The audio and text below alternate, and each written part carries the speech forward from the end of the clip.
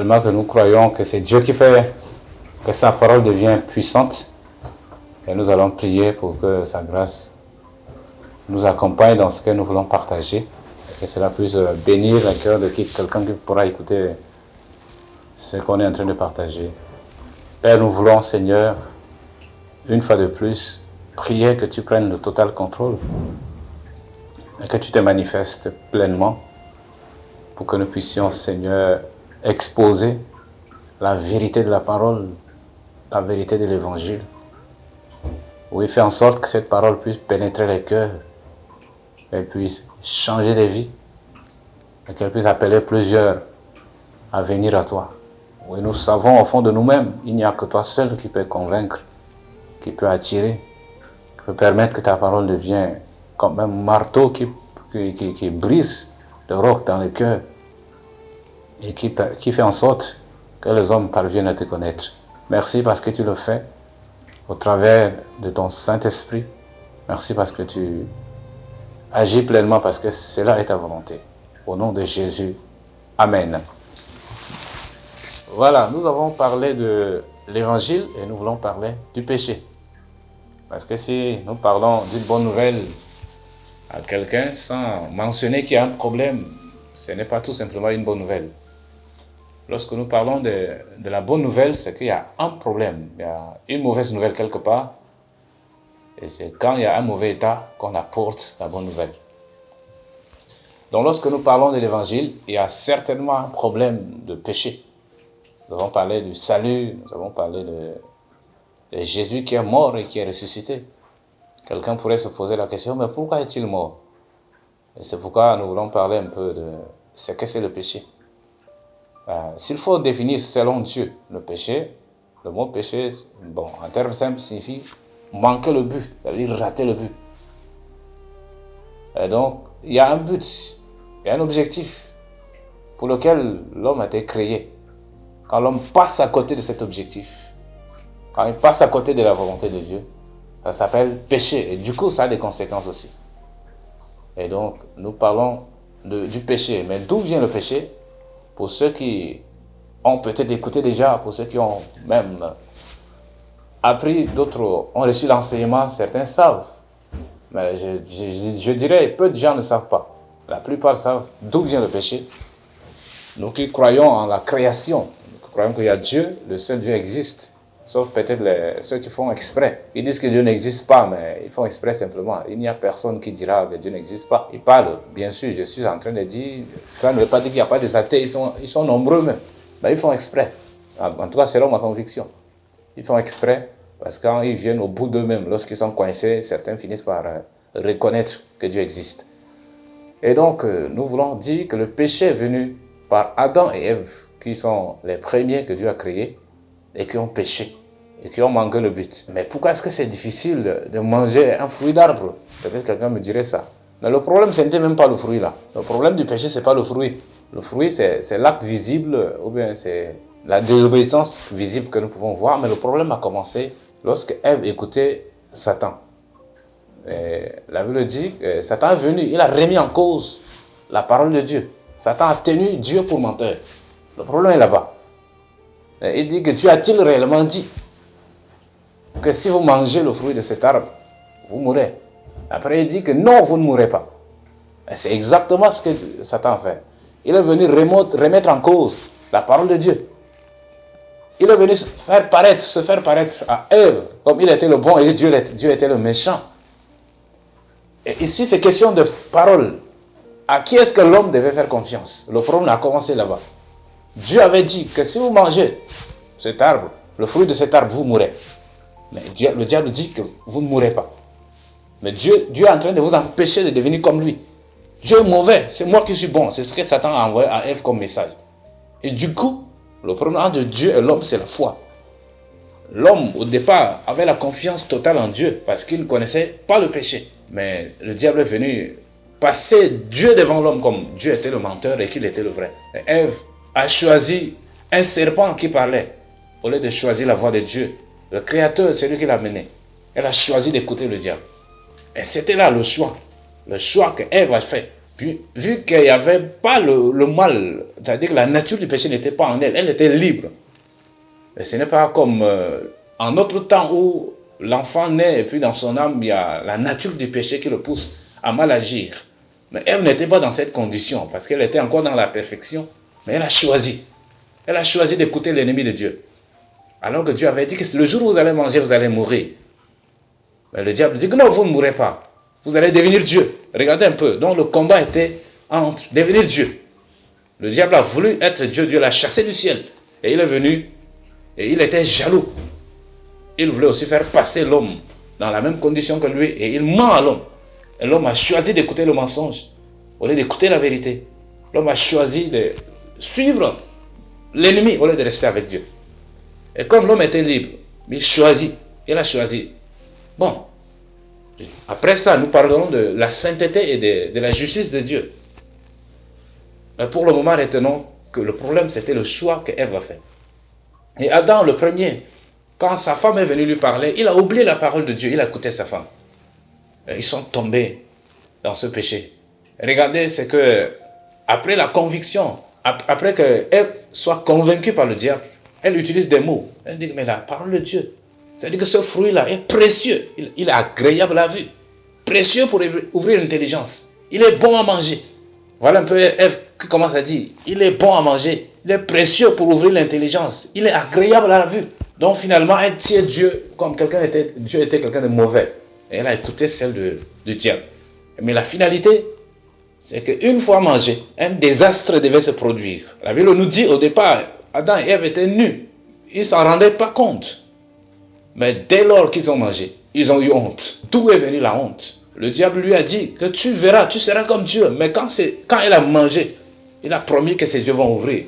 Mais quand elle a mangé, qu'est-ce qu'elle a vu au départ? Elle s'est vue elle-même. Ce terme est très simple et très important. Ève s'est vue elle-même. Avant, Ève ne voyait que Dieu. C'était la gloire de Dieu au point où ils n'avaient pas de temps pour se regarder eux-mêmes. Mais lorsqu'il y a le péché, Ève, du coup, son attention a été déplacée de Dieu, s'est retournée sur elle-même. Donc, ce que le diable a fait, il a réussi à déconnecter Ève de Dieu. Et quand Adam, son mari, en l'écoutant, il a tout simplement mangé. Et du coup, aussi, il s'est déconnecté de Dieu. Ils se rendent compte, même pas de leur péché, comme acte qu'ils ont fait, mais ils se rendent compte qu'ils sont nus. D'où vient le problème? Parce qu'ils ont été déconnectés de Dieu. Et la mort donc, la Bible dit que vous mourrez. Ceux-là ne savent pas ce que c'est la mort, parce qu'ils n'ont jamais vu quelqu'un mourir. Ils croient que c'est du jeu. Mais la mort, ce n'est pas un anéantissement. Quand on parle de la mort, il y a plusieurs types de morts. Je profite pour dire en quelques mots. Il y a 3 types de morts. Il y a la mort spirituelle, qui est la séparation d'avec Dieu. Mais il y a la mort physique que nous connaissons ici. Mais c'est là aussi une séparation. Ça veut dire l'âme et le corps de l'homme quittent son corps. Il y a une séparation. Quand le corps reste sans l'âme, sans l'esprit, il meurt. Il n'a pas tout simplement la vie, parce que la vie est dans l'esprit. Et ça, c'est une séparation. Mais il y a aussi la mort éternelle, qui est la séparation totale et définitive d'avec Dieu. Corps, âme et esprit totalement séparés de Dieu. Donc Ève et Adam, après avoir péché, ils ont commencé à avoir honte. Et la chose qu'ils ont faite, ils ont voulu se cacher. Quand Dieu est venu dans le jardin, il dit, mais Adam, où es-tu? Il dit que j'ai entendu ta voix et j'ai eu honte. Je me suis caché. Il a eu peur même. Et c'était là la séparation. C'est-à-dire, du coup, Adam et Dieu n'étaient plus des amis. Il n'y avait plus de relation. Lui-même commençait à fuir. C'était là le péché. L'homme qui fuit Dieu. L'homme qui cherche à se cacher devant Dieu. Et du coup, il y a une rupture. Ce n'était plus le plaisir qu'il cherchait. Ce n'était plus devenir Dieu. Mais la conséquence, c'est que, comme il a choisi de vivre sans ce que Dieu veut, il a choisi. Mais la parole de Dieu, quand Dieu dit, Dieu n'est pas un homme pour changer de mots. Ce qu'il a dit, c'est ce qu'il a dit. En disant ça, Dieu n'était pas en train de jouer. Il ne parlait pas aux gens qui étaient dominés par le péché d'abord, des gens libres, mais qui ont choisi, au lieu d'écouter Dieu. Mais finalement, Dieu les a chassés du jardin. Et Adam et Ève étaient séparés totalement de Dieu. Et du coup, après avoir péché, s'ils avaient donné naissance à un enfant avant leur péché, cet enfant serait différent. Mais après avoir péché, ils donnent naissance à un enfant. Après, ils donnent un autre. Mais ces enfants, la Bible dit clairement, ils ont reçu un enfant à leur propre image. Caïn avec Abel qu'ils ont reçu, c'est-à-dire les enfants qui étaient à la ressemblance et à l'image d'Adam. Ce n'est plus à la ressemblance de Dieu. Ce n'est plus à l'image de Dieu, mais ils étaient à la ressemblance, à l'image de leur père naturel. Et du coup, c'est là où Adam et Ève, et voient même, c'est leur fils. C'est eux qui commencent à voir la mort physique. Et ils ont fini par mourir eux-mêmes. Et là, dans Romains chapitre 5, le verset 12, la Bible dit que le péché est venu par Adam. Il est venu par le premier homme. Parce qu'il y a un seul qui a péché. Mais par le péché, la mort est venue. Ainsi, la mort s'est étendue sur tous les hommes. Je dis bien tous les hommes. Pourquoi? Parce que tous ont péché. C'est ce que la Bible dit. Ce n'est plus Adam qui est responsable, mais parce que tous ont péché. Ce qui fait que les apôtres, quand ils prêchent, quand nous lisons les Écritures, nous constatons que Dieu dit que c'est tous les hommes. Bien qu'il y en a qui a ouvert la porte. Mais nous tous, chacun a dû se rendre coupable. Donc pour ceux qui comprennent le jargon de la justice, c'est-à-dire que l'homme s'est rendu coupable. Un coupable est appelé à être jugé. On ne peut pas dire que non, comme le péché ça fait rien, non, c'est selon la pensée de l'homme. Donc le péché, premièrement, a déconnecté l'homme de Dieu, l'a séparé de Dieu. Alors que l'homme, sa source, sa vie, reposait sur Dieu, parce que Dieu, en créant les autres créatures, il n'a pas soufflé sur eux. La Bible dit qu'il demande à la mer de produire les poissons. Et quand il voulait créer les poissons, il a parlé à la mer. Quand il a voulu créer les arbres, il a parlé à la terre. Mais lorsqu'il a voulu créer l'homme, il s'est adressé à lui-même. Faisons l'homme à notre image. C'est-à-dire que l'homme, c'est-à-dire que la source de l'homme, c'est en Dieu qui peut avoir sa source de vie normale. Mais quand l'homme est déconnecté de Dieu, l'homme est foutu. Ce qui fait que, après avoir péché, du coup, les animaux à qui Adam avait donné les noms se sont rebellés contre l'homme. Il y avait des épines qui sortaient. La terre a commencé à produire des épines. Et l'homme est tombé sous une malédiction. Dieu a maudit la terre, Dieu a maudit le sol. Maintenant, nous sommes en train de souffrir des moustiques, nous souffrons du soleil. Dans d'autres endroits, l'environnement n'est plus confortable. Mais tout ça, c'est dû au péché. Et donc, quand on parle de l'évangile, c'est vraiment voir ce cas du péché-là. Parce qu'il y a un problème entre l'homme et Dieu. Dieu ne peut pas tout simplement dire à l'homme de venir au ciel. Ça ne va pas marcher.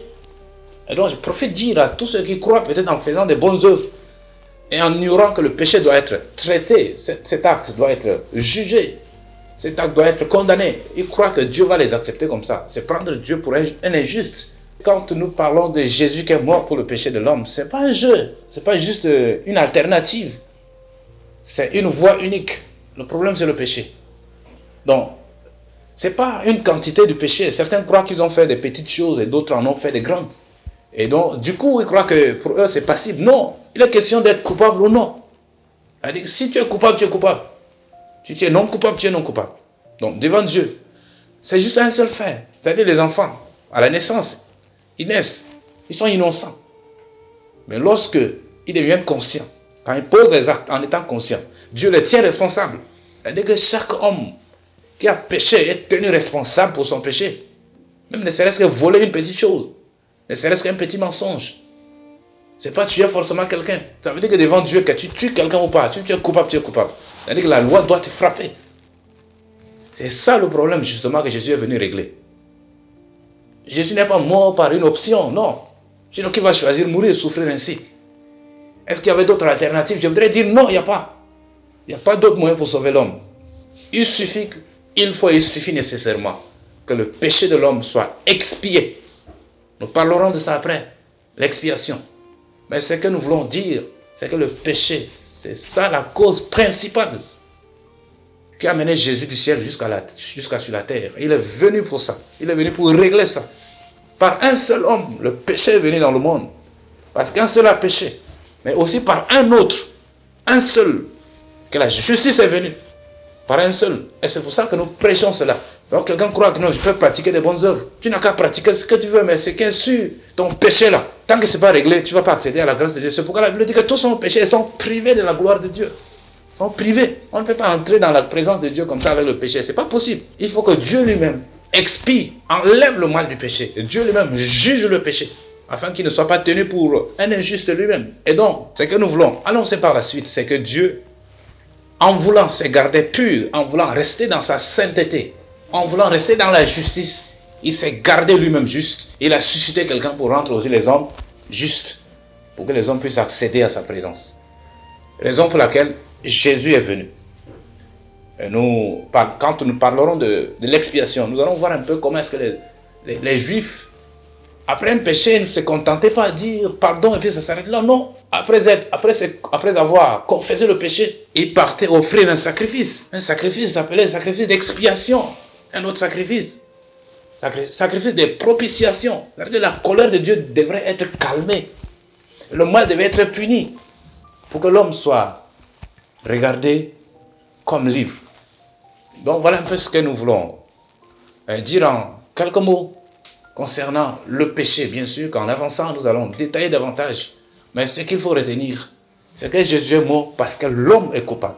L'homme est coupable parce que le péché est dans le sang de l'homme, à cause du fait qu'il est né d'Adam. Mais Dieu ne tient pas responsable à cet âge-là. C'est quand l'enfant, arrive à l'âge de la raison, lui-même commence à prendre des décisions, à choisir de faire le mal, Dieu le tient responsable pour cela. Et donc, quand l'homme est tenu responsable, nous savons tous, un coupable doit être jugé selon un bon juge. Il doit juger. Comme l'homme est coupable, il doit juger. Pour juger l'homme, Christ est mort. Il est mort pour prendre le jugement.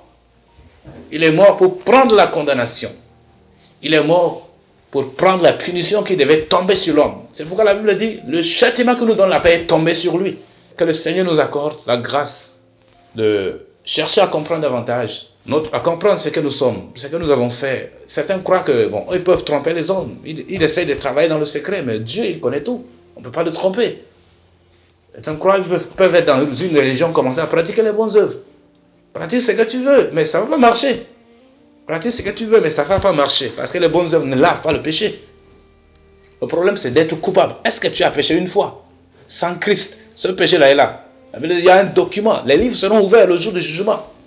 Où Dieu va lire tous les actes des hommes devant eux. Ce n'est pas un jugement comme celui des hommes où tu vas prendre la parole pour vouloir te défendre. Tellement que Dieu est saint.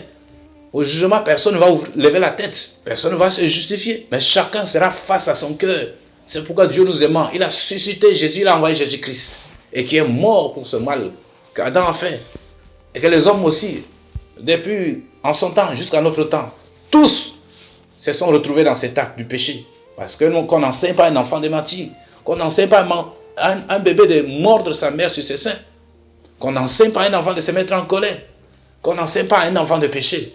Parce que cela est dans le sang. Lorsque l'enfant devient coupable, grand, il devient grand. Je ne parle pas de grandeur d'âge, mais en termes de raison. Quand l'enfant atteint l'âge de la raison, il commence à prendre ses propres décisions. Dieu le tient responsable. Et donc chacun est responsable pour ses propres péchés. Ça ne sert à rien même d'accuser Adam. Bien sûr que c'est lui qui a ouvert la porte, mais les hommes sont eux-mêmes responsables. Et la bonne nouvelle, c'est que Jésus est mort pour régler ça. Et donc, je t'encourage à suivre la suite pour que je puisse encore davantage partager la parole de Dieu pour que les cœurs, en tout cas, soient libres d'accepter ce que Jésus a fait. Si on ne l'accepte pas, on est tout simplement mal parti.